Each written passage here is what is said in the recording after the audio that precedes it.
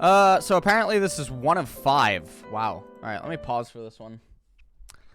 Finally made some time to bring the Rengar changes for y'all. This list will be heading out in 12.6. Gonna give deeper context and follow-up tweets. I ended up only aiming to ship changes that were positive for Rengar players. This wasn't the place for riskier changes. Oh, God. Unseen Predator modified. When Rengar has no ferocity, his next leap generates 1 ferocity. Ferocity fall-off time, 8 to 10. Bone Tooth forgiveness timer, 1.5 to 3 seconds. Time on ability to leap from brush is no longer variable up to 0.25 seconds. What? Range increased. Oh, okay. He just gains increased. Okay. He gains increased. Well, actually, this is a nerf. Wait, that's actually just a nerf because sometimes his movement speed out of brush... I would assume this is a nerf, right? Sometimes his MS out of brush is probably greater than 25 range, yeah? I would imagine that's a nerf. I could be wrong. Jump height, slightly increased. Okay, use a secondary resource bar for stack. Shows which stack came from leap. Okay. Savagery, always counts as critical strike. Always crits. Okay. Critical strike chance scales damage. Currently 1% critical strike chance equals 100 damage. So if he has 100% crit, then he gets 100 extra damage. Works on towers. Okay. That's cool. Okay. Bola Strike, E. No cast time when leaping. Reveals enemy for 2 seconds. Kind of luxurious, but okay. Well, can be. Okay. Well, actually, no. This opens up the possibility to Bola Strike into a brush and then leap. So it opens up some top lane trades, which is okay. R-Reveal. Just the unit, smaller area around the unit. Okay.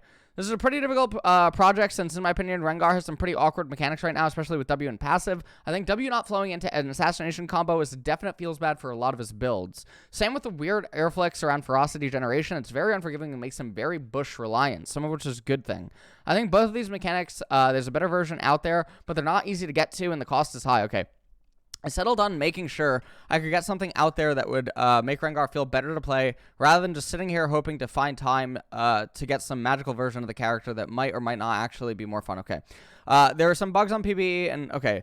Bonus. The Q crit changes is so that when playing low % crit Rengar, you're not just YOLO hoping for a crit to be successful and left out to dry if you don't get that 20-40%. This also means we can tune crit builds directly. If they're shit, we bump up the numbers and vice versa.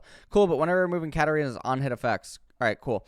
So the Rengar changes don't really do anything. I mean, they don't do anything in the sense that this is not what's gating the champion from being competitively viable. So, like, what kind of a joke is this?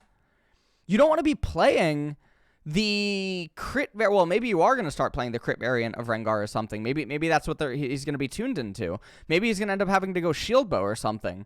That way he can like be somewhat engagey. I don't even know, but this just actually seems like bad. This isn't even like a Rengar rework. This is just like, what are you doing with Rengar? It doesn't even actually make sense. Why do we care if Rengar is competitively viable? Well, I don't know. Is Rengar popular? I actually have no idea. This is a Shadow Ivern buff. That is actually true. This is a Shadow Ivern buff.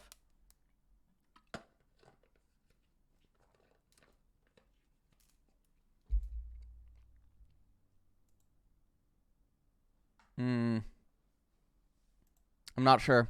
This change isn't for competitive. These buffs are insane for solo queue. How are these buffs insane for solo queue? What are you saying? How is this insane for solo queue?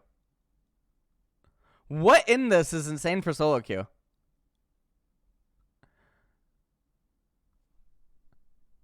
What?